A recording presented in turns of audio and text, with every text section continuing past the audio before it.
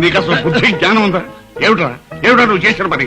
పెళ్లి కాని పిల్లల్ని ఇలా తీసుకొస్తే రేపు వాళ్ళ భవిష్యత్తు ఏం కావాలి? నన్నంటావేంటి? నేనేం వాళ్ళని బలవంతంగా తీసుకురాలేదు. వాళ్ళంతటి వాళ్ళే నా తోట వచ్చారు. అడ్డంగా తపాయించుకో. దేవుణ్ణేమి అనకండి, ఇందులో అతను తప్పేమీ లేదు.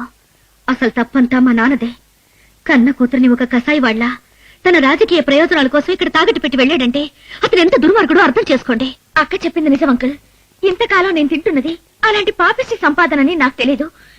మా నాన్న గురించి వింటుంటే అలాంటి అతనికి కూతురునైనందుకు నా మీద నాకే అసహ్యం వేస్తుంది.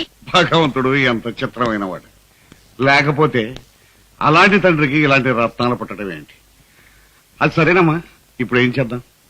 చేయడానికి ఏముంది రాయుడు గారు, మా నాన్న ఈ ఊరికి చేస్తానన్నవన్నీ చేసే వరకు మేమిద్దరం ఇక్కడే ఉంటాం. ఎవరు? నేనే. ఏ యు ఆర్ అండర్ అరెస్ట్. అరెస్టా? అంటేనా? పద పోలీస్ స్టేషన్ లో చెప్తాను. ఏ పొట్టోడా, చెయ్యి పట్టుకు లాగామంటే మొహం పచ్చడైపో. ఇన్స్పెక్టర్, దేవుణ్ణి ఎందుకు అరెస్ట్ చేస్తున్నారు? అతను చేసిన నేరం ఏంటో తెలుసుకోవచ్చా? మీరు సర్వేశ్వర గారు అమ్మాయి కదా? అవును. మీ నాన్నగారు పంపిస్తేనే వచ్చామమ్మా. ఇతను మిమ్మల్ని కిడ్నాప్ చేసి తీసుకొచ్చినట్టు మాకు కంప్లైంట్ ఇచ్చారు. What nonsense are you talking? దేవుడు నన్ను కిడ్నాప్ చేయడం ఏంటి? మేమిద్దరం క్లోజ్ ఫ్రెండ్స్. నాకు ఇష్టమై నేనే అతనితో ఈ ఊరు వచ్చాను. అర్థమైందిగా? Now you can go. అది కాదమ్మా, నాన్నగారు మిమ్మల్ని ఎలాగైనా తీసుకురమ్మన్నారు. అంటే బలవంతంగానేనా? చూడండి ఇన్స్పెక్టర్, అలాంటి ప్రయత్నం చేస్తే మీరే ఇబ్బందుల్లో పడతారు. ఫర్ యువర్ కైండ్ ఇన్ఫర్మేషన్, నేను మైనర్ ని కాదు, మేజర్ ని. అది కాదమ్మా. Please inspector, no more arguments. ఇక మీరు వెళ్ళొచ్చు. ఇప్పుడు ఏం చేద్దామంట? వెళ్ళిపోవడం మంచిది. చూడండి ఇన్స్పెక్టర్, ఇంకా మీరు వెళ్ళడానికి సంకోచిస్తే ఇప్పుడే డీజీపీ గారితోనూ మా లాయర్ గారితోనూ మాట్లాడాల్సి ఉంటుంది. మాట్లాడమంటారా? అవసరం లేదు. Sorry for the inconvenience. Come on. అయ్యో బాబోయ్, అలా అనగానే తిరిగి వచ్చేసావా? తన మేజర్ నని బలవంతంగా తీసుకెళ్ళడానికి ప్రయత్నిస్తే కేసు పెడతానని, అవసరమైతే డీజీపీ గారితో మాట్లాడాల్సి వస్తుందని బెదిరించారు సార్. అది నా జ్యూరిడిక్షన్ కాకపోయినా మీ మాట విని అక్కడికి వెళ్ళాను. ఈ విషయం ఆయన దాకా వెళ్తే బాగుండదని భయపడి వచ్చేసాను సార్. హలో మాధవి, ఏంటి మాధవి నువ్వు చేసిన పని? చెప్పా పెట్టకుండా నువ్వు అలా వెళ్ళిపోతే నాన్న నేను ఎంత కంగారు పడ్డామో తెలుసా? బావ నీ మీద బెంగతో తిండి తిప్పలు కూడా మానేశాడు. విన్నావు కదమ్మా? నటించకండి నాన్న. నాది నటన. నువ్వంటే నాకు ప్రాణం అమ్మా. నిజంగా నేనంటే మీకు ప్రాణమైతే తిరిగి నేను ఇంటికి రావాలంటే వెంటనే మీరు ఒక పని చేయాలి. ఏం చేయాలో చెప్పమ్మా. ముందే ఊరికి చేసిన వాగ్దానాలన్నీ నెరవేర్చండి. ఆ తర్వాతే నేను ఇంటికి వస్తాను. అది కూడా నేనొక్కదాన్ని కాదు, అక్కతో పాటు వస్తాను. అలా కాకుండా మళ్ళీ పోలీసుల్ని పంపడం లాంటి చీప్ ట్రిక్స్ ప్రయోగిస్తే అక్క నేను పేపర్కి ఎక్కాల్సి వస్తుంది. అది నీ రాజకీయ భవిష్యత్తుకి అంత మంచిది కాదు. అమ్మా మాధవి. Bye dad. ఏమైంది బావా? ఆ ఊరికి చేస్తానన్న పనులన్నీ చేస్తే తప్పనంటుంది. అదే దీన్ని కూడా పొల్యూట్ చేస్తుంటది.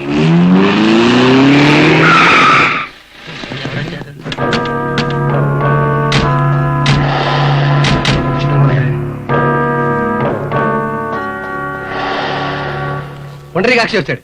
వాడెందుకు వచ్చాడు ఇక్కడికి? నువ్వెందుకు లేస్తావు? కూర్చో, నేను చూసి వస్తాను. నమస్కారం అండి. సర్వేశ్వరరావు ఎక్కడ? లోపలున్నారు.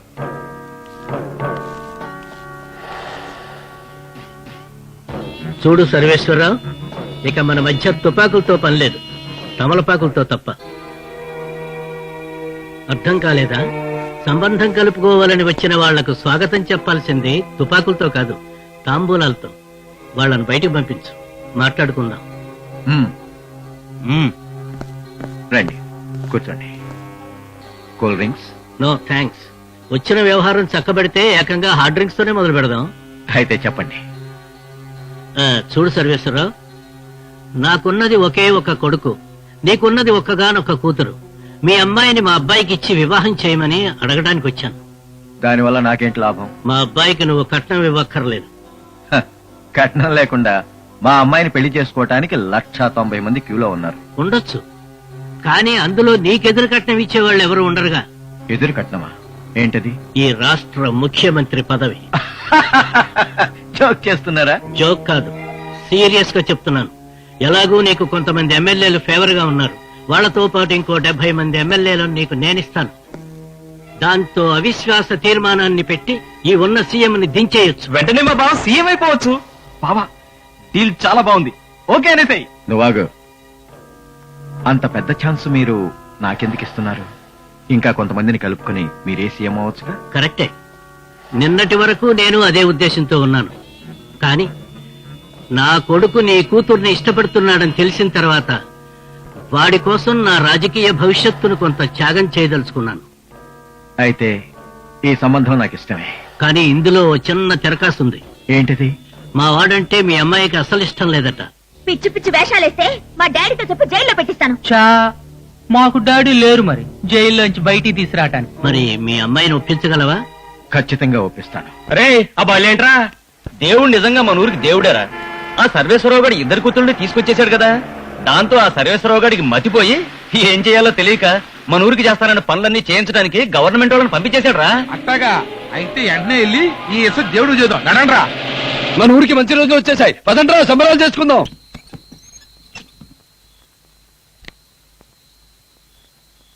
బాస్, వెళ్ళి అమ్మాయి గారిని తీసుకొచ్చేయమంటారా? మాధవన్ ఒకదాన్నే కాదు, శాంతిని కూడా తీసుకెళ్ళాలి. ఆ పని చేయడానికి ముందు అర్జెంటుగా దేవుణ్ణి లేపేయాలి. పదండి.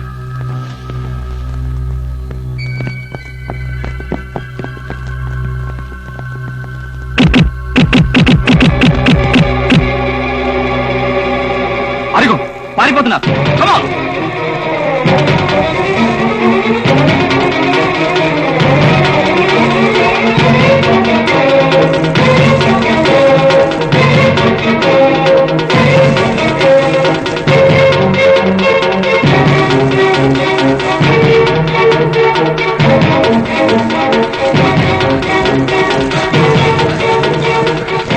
మీరు ఎట్టాలండి. అలాగే నేను నాకున్నా.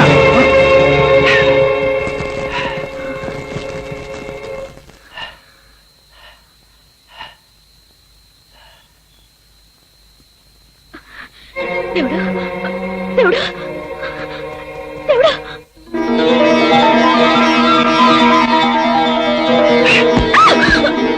ఏమైపోయావు దేవుడు? మీరేం మాట్లాడకండి. అబ్బా, ఊరుకోండి, తర్వాత చెప్తాను కదా.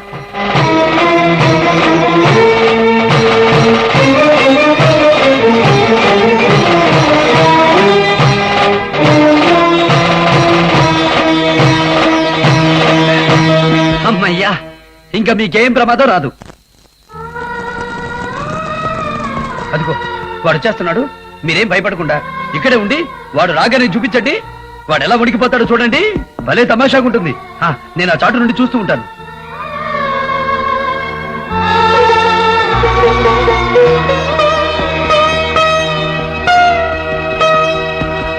వాడేడి?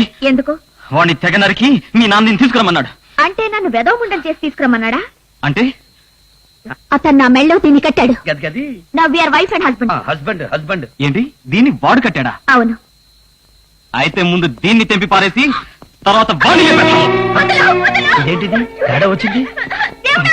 ఏయ్, ఏయ్, ఒరేయ్, ఒరేయ్, ఆగు, ఆగు. అసలు అమ్మాయి గారి మెడలో చూసావు నువ్వు? చూశాను. అంటే ఇది చూసి కూడా నువ్వు భయపడలేదా? దీన్ని చూస్తే భయపడాలా? అవును. అమ్మో నిజమే, నాకు భయం వేస్తుంది. చేతులు కూడా వణికిపోతున్నాయి. రే మీకు?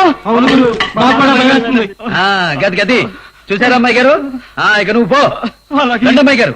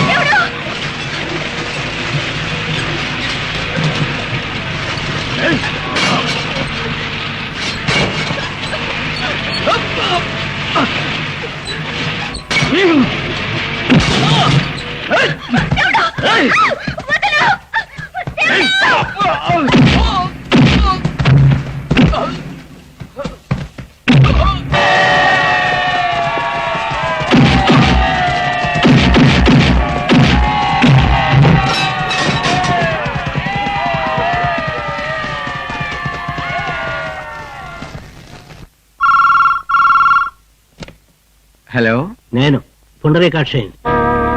నమస్కారం బావగారు. నమస్తే. అమ్మాయి వచ్చిందా? ఇంకా రాలేదు బావగారు.